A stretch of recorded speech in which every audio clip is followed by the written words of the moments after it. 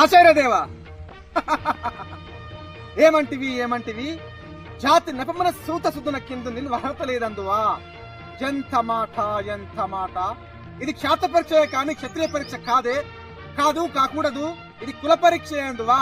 నీ తండ్రి భరద్వాజుని జననమెట్టిది, అతి చుపుక్సాకరమైన నీ సంభవం ఎట్టిది. మట్టి కుండలో పుట్టుతు కదా. నీది ఏ కులమో ఇంత ఏలా. అస్మత్ పితామహుడు కురుకుల వృత్తుడైన ఈ శాంతనవుడు శివసముద్రుల భార్యయగు గంగా గర్భమును జనయించలేదా? ఈయనదే కులమో. నాతో చెప్పిత్తువేమయ్యా, మా వంశమునకు మూల పురుషుడైన వశిష్ఠుడు దేవవేశ్యగు ఊరషి పుత్రుడు కాడా?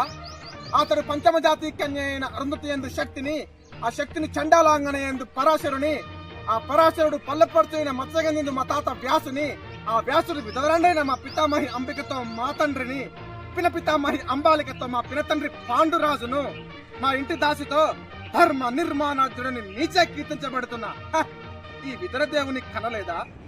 సందర్భ అవసరములను బట్టి క్షేత్రబీజ ప్రాధాన్యంతో సంకరమైన మా కురువంశము ఏనాడో కులహీనమైనది కాగా నేడు కులము అను వీర్ధవాదమెందులకు.